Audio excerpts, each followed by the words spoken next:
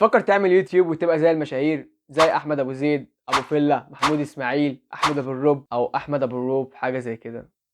ما علينا يعني. خلاص قررت ان ده هيبقى شغلك الاساسي وهتكون اخيرا فريلانسر. ده طبعا بعد ما تحقق شروط اليوتيوب اللي هي 1000 مشترك و4000 ساعه مشاهده. وطبعا مفكر ان انت اول ما تحقق الشروط دي هتلاقي بقى الدولارات بتنزل عليك وعربيات وفيلل بقى، وما اقولكش اهدى بس كده واستنى شويه. مش كده خالص، اليوتيوب مش منجم دهب زي ما انت متخيل هتخش تنجم وتطلع باللي انت عايزه. ده شغل زيه زي اي شغل، محتاج تعب وسهر ومجهود ووقت كتير قوي تبذله في المنصه دي. فلو كنت مستعد تبذل جهد وحابب تعمل محتوى على اليوتيوب وعندك صبر، فالفيديو ده ليه؟ لانك بالفعل دخلت المقطع، فشكلك حابب تبدا في الموضوع ده. وعشان تبدا في المجال الرقمي الكبير قوي الغير متناهي ده، فانت محتاج تعرف شويه حاجات كده قبل ما تبدا. انت ليه عايز تعمل يوتيوب اصلا من الاساس؟ هل عشان الشهره ولا الفلوس ولا عشان يبقى عندك سي في بس بتوثق بيه يومك مش اكتر؟ بص، احنا كلنا لينا هدف من دخولنا لليوتيوب، وطبعا من ضمن الاهداف دي ان احنا يكون لينا دخل مثلا زياده او دخل ثابت، وبرضه نوع من انواع الحريه في الشغل. بس في حاجه صغيره قوي عايز اقول لك عليها، لو انت داخل اليوتيوب عشان الفلوس وبس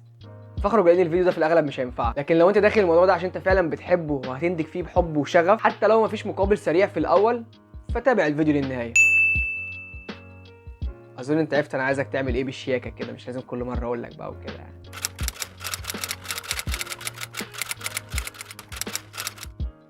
عشان تبتدي تعمل يوتيوب فانت لازم يكون عندك شويه حاجات كده، وهو من ضمنهم ان انت يكون عندك قناه يوتيوب.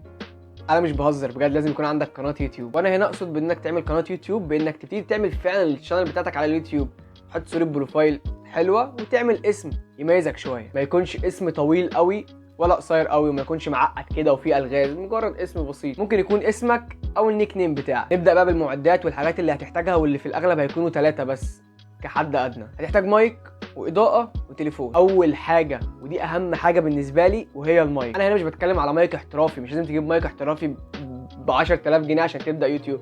انا بتكلم على مايك عادي. على فكره مايك السماعه بتاعه التليفون ممكن يقضي بالغرض لو انت قاعد في مكان هادي شويه، او حتى لو عندك سماعه سلك برده كويسه بتاعه التليفون الاصليه ممكن تقضي بالغرض لو انت مثلا قاعد في مكان هادي وهتعرف تصور وهتعرف تستخدمها كويس. يكون جودتها حلوه على فكره ومقبوله جدا في البدايه. ولو عندك امكانيه تشتري مايك فانت ممكن تشتري مايك حلو وجودته كويسه تحت ال 1000 جنيه وتحت ال 500 جنيه كمان لو عايز. لو دورت هتلاقي. مهم جدا المايك جدا في التصوير، لان زي ما انت عارف انا لو قاعد مثلا في مترو او في مواصلات او في عربيه وشفت فيديو حاسس ان هو هيقدم لي معلومه، انا ممكن اسمع الفيديو حتى من غير ما اشوف. يعني ممكن اكون حاطط سماعات في ودني وقاعد بسمع الفيديو بستمتع بيه لو انت هتقدم لي معلومه كويسه. لكن تخيل لو الفيديو جوده الصوت بتاعته مش حلوه، هخرج من الفيديو انا مش فاهم حاجه وصداع على الفاضي. فانا ممكن اقبل بجوده فيديو مش احسن حاجه، لكن انا مهتم جدا بالصوت، فانت لازم تهتم جدا بالصوت. تاني حاجه وهي الاضاءه، ودي ما تقلش اهميه عن الصوت. ممكن يكون عندك رينج لايت او اضاءه صناعيه مثلا بسيطه، اللي هي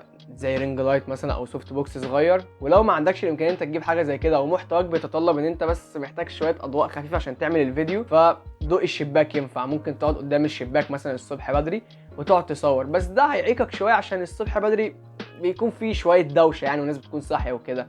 بس لو امكن هيبقى حل بسيط يعني، ممكن تعمل كده عادي. نيجي بقى للجزء اللي بعده واللي هو التليفون، وده هيكون رجل المهام الصعبة لأنه هيكون الكاميرا والمونتاج وأداة تظبيط الصوت وتظبيط الألوان وتظبيط الفيديو، واللي هتعمل منه الثامنيل واللي هتعمل بيه كل حاجة. لأن أنت كمبتدئ مش هيكون معاك غير تليفون، أكيد مش هيكون معاك مثلا كمبيوتر احترافي مثلا عليه برنامج مونتاج احترافي، هيكون معاك تليفون بس في الأغلب يعني. وأظن إن في الوقت الحالي دوت كلنا معانا تليفون من فئة كويسة، يعني مش أحسن حاجة ومش أرضى حاجة. يعني معظم التليفونات اللي احنا بنستخدمها أصلا كاميرتها كويسة جدا، ممكن تبدأ بيها. حتى الكاميرا الأمامية كمان ممكن تبدأ بيها، مش لازم الخلفية. بالحاجات البسيطة دي أقدر أقول لك إنك تقدر تخش يوتيوب وتنجح فيه كمان. بس في حاجة صغيرة قوي لازم تركز عليها، وهي إنك هتقدم إيه. طبعا المحتوى هيتوقف بشكل كبير قوي عن الحاجة اللي أنت هتقدمها، فمش لازم تكون ألبرت أينشتاين وتخترع الذره وتبقى يعني اجمد واحد على اليوتيوب وتعمل حاجات محدش عملها. لا، انت ممكن تعمل حاجه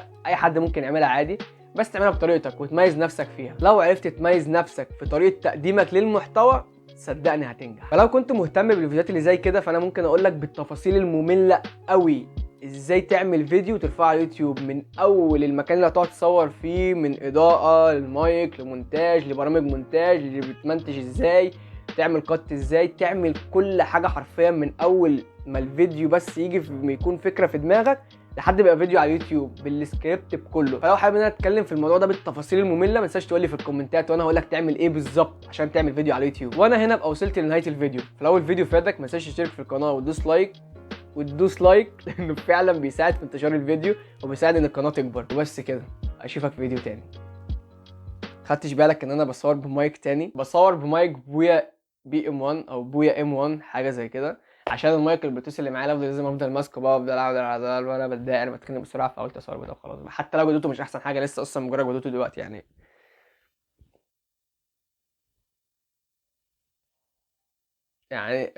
اعمل يا عم. المهم آه.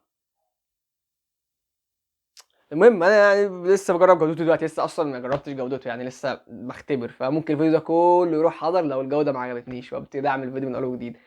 فبس ما تنساش الاشتراك. انت اصلا ما وصلتش الحته دي فاكيد مش هتشوف الحاجه اللي اكيد ممكن ما اطلعوش اصلا، على ممكن اوصف المونتاج.